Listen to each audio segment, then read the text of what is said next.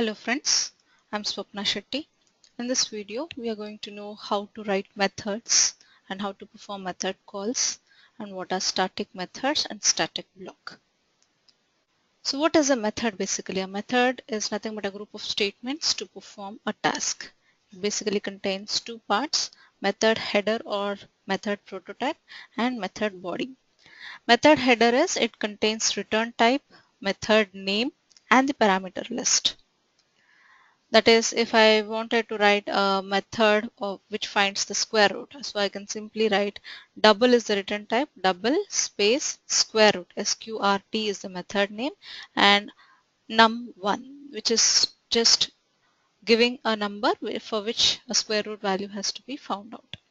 And method body is nothing but a set of statements which contains logic to perform a task. A method can never return more than one value. That is, we can simply say return x, or we can say return x plus y, and so on. But we can't say like return x comma y or return x comma return y and so on. So these are invalid in Java. So let us illustrate how to understand methods in Java with an example. So for that I need an Eclipse. So I have to create a new project.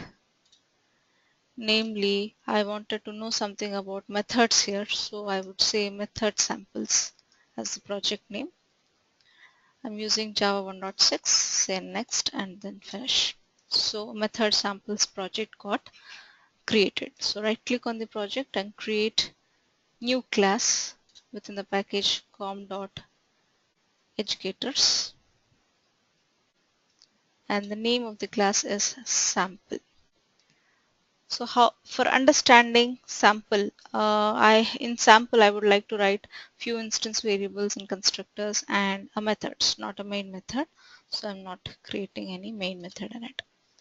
So sample is a class and in which I'm going to write few variables, like I wanted to know perform the sum of two numbers. So for that I require two variables. So I would simply say private double num1 comma num2.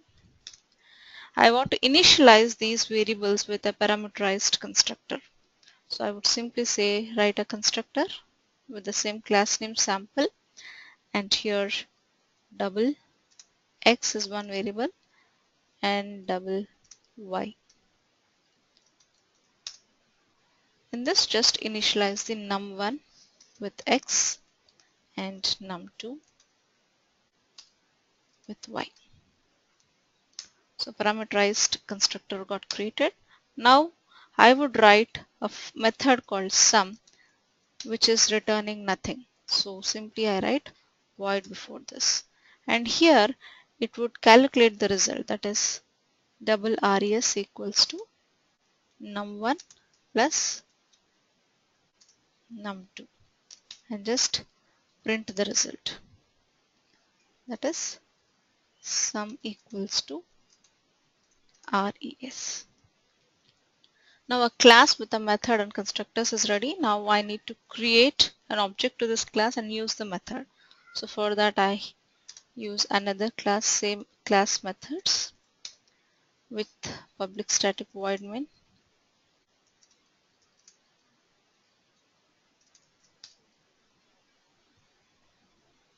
string args.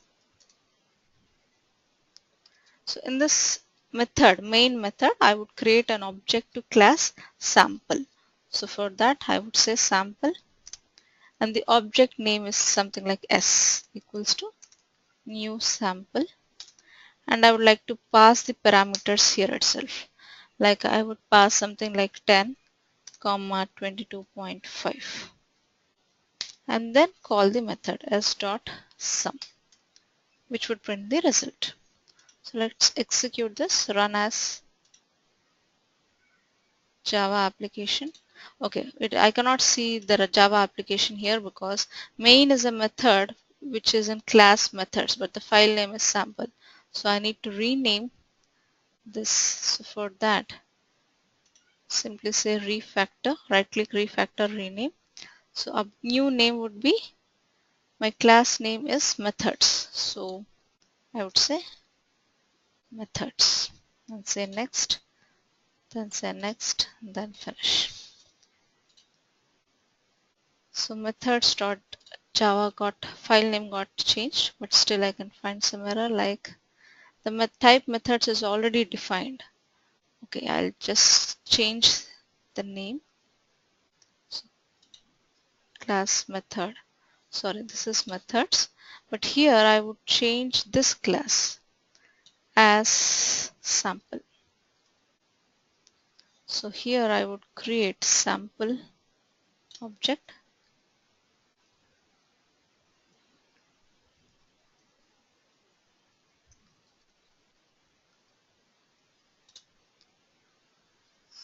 So still I can see, okay, sample constructor.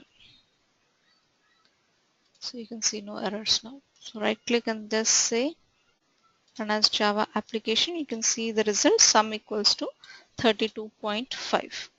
Now let's rewrite this program. So before rewriting, we need to know what are instance methods here. So in this program, the sum method is acting on num1 and num2, which are instance variables of class sample. Since these instance variables are available in the object while calling this method, we created an object to sample class, and using the object we call the method. So such methods are called instance methods. So in simple terms, I can say that instance methods are those methods which act on the instance variables of the class, and they should be called using the object name dot method name. Now let's rewrite this program again using some return types, like some returns some value, like it would return the double value. So instead of system.println, I would simply say return res. So when a particular method is returning a value and while we are calling this method, we require a variable to be caught. That is return, I would simply say x, which is the result of sum method. So here when I execute this, run as Java application. Okay, we are getting the result, but I'm not printing it. So just print the x value, that is sum equals to plus x. So execute again. So you can see the result sum as 32.5. But remember, a method always returns a result to the calling method. So a method call is replaced by the returned result. Like we call the sum method of sample class from the main method of methods class. So sum method will return the result to main method. So in the main method we can receive the result to x.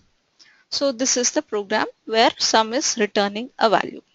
Now let's rewrite this program where sum method is not returning any value but receives the values from outside. Like I have to say double num1 comma double num2. That is sum is having the parameters.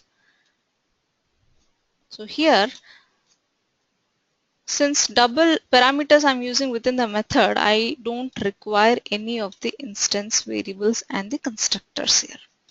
So here while calling the constructor or while creating the object, I need not pass the parameters. But since sum is having the parameters, I need to pass the parameters here within the sum method.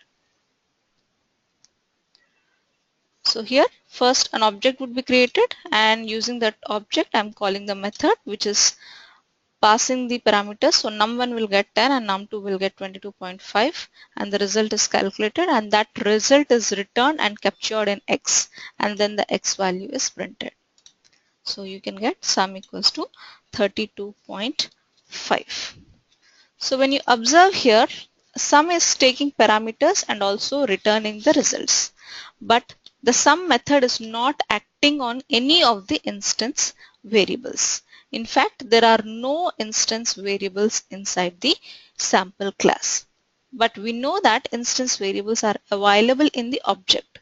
since some method is not using any instance variables, there is no need to create an object to call this method. So such methods are called static methods.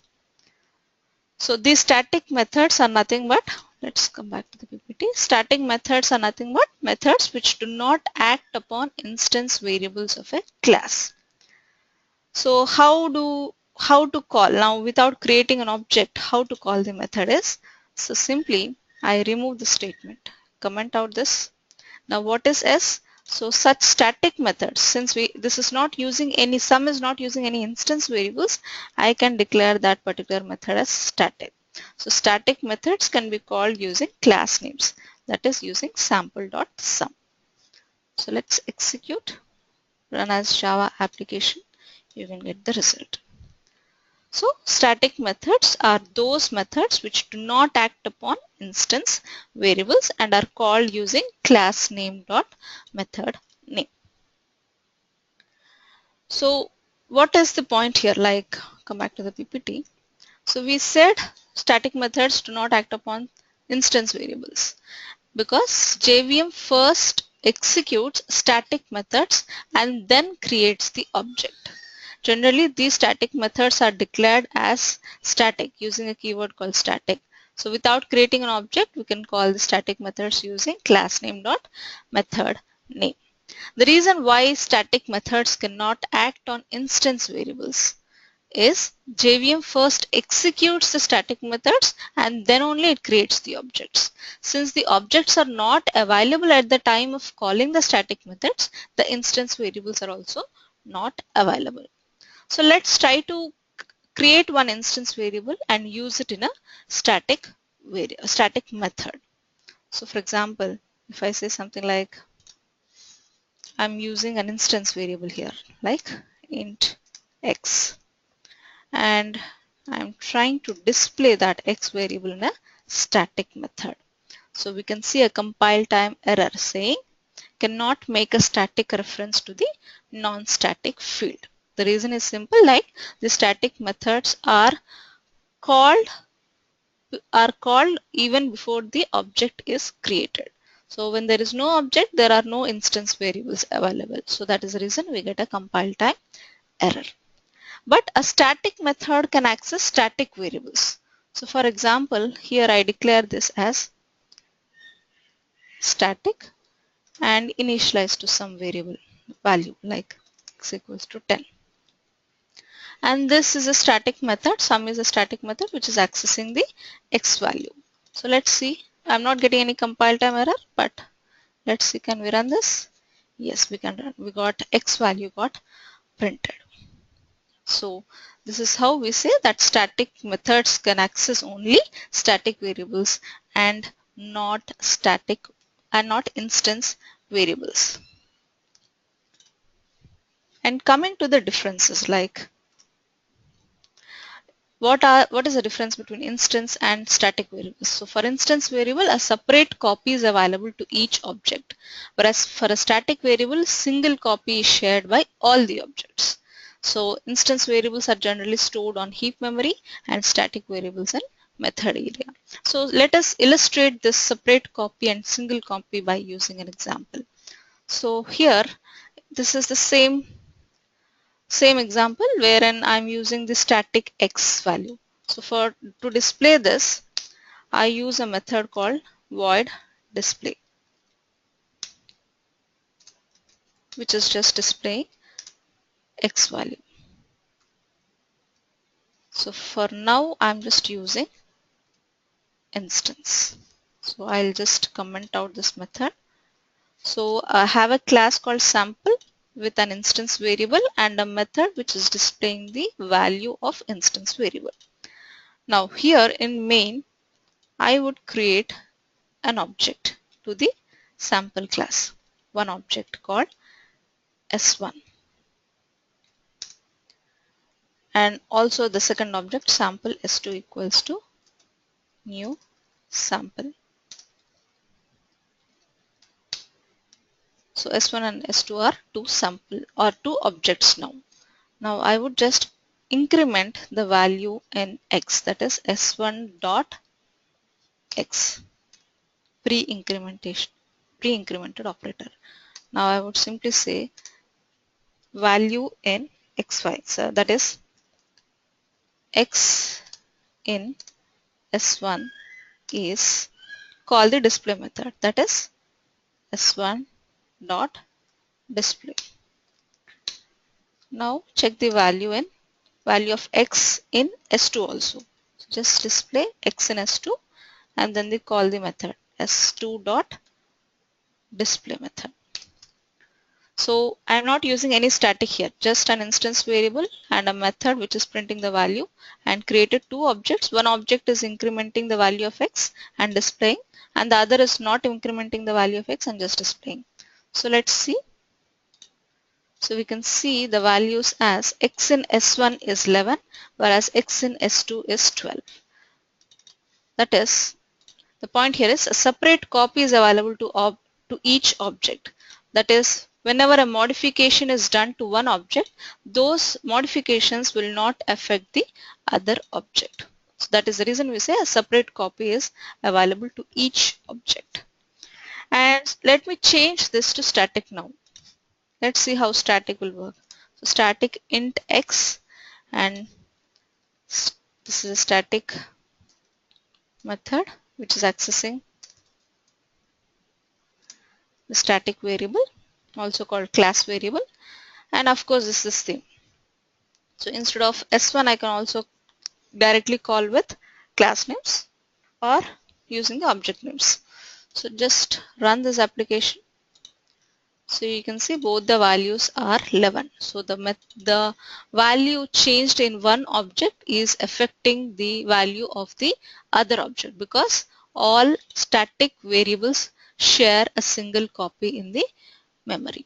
So that's the reason we can see the change when a static variable is used. Next is static block. Static block is nothing but it's a block of statements which are declared as static. Static is basically a keyword. So first JVM will execute a static block on a higher priority basis. This means that JVM first goes to the static block even before it looks for the main method. So let's take an example here. The same example, I have a meth class with main method. So I simply write a static block here. Static, and I would print that this is static block. So a class is having a static block and also a main method. Now when I run this, even before main method gets executed, my static block is getting executed. That is, JVM executes the static block on a higher priority basis. But so far we thought that the main method is the first one that is given attention by the JVM. This is fine. This is true only if static block is not present in the program. If a static block is present, then JVM executes it first of all. After that, it searches for the main method. If main method is not found, it won't run the program. It would compile, but the program will not run. For example, let's comment out this main method here. So there are no compile time errors. My class having a static block. But when I try to run this, I cannot see a Java application. That means JVM is not finding a program, a class with main, so it won't run. But we can cheat the JVM by terminating it before it realizes that there is no main method in the program. How to do it? Now there is a static block. Since there is no main method, the program, we cannot run the program. But if I wanted to cheat JVM, by terminating it before it realizes that there is no main method, how to do it is just say system dot exit of 0 and then say semicolon. So now when I run this,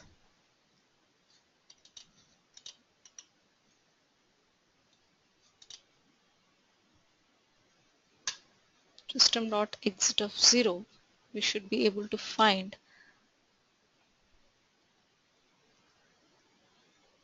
static block. That is, if a main block is commented and if a class is having only static block, when I run this application, I would get a runtime error saying main method not found in class com.educators. Please define the main method. So if I'm using Java 6 and below, I won't get this runtime error. It would simply display static block. But here I'm using JRE 7. So that is the reason it would display a runtime error instead of a static block. So that's all with the session. Thank you.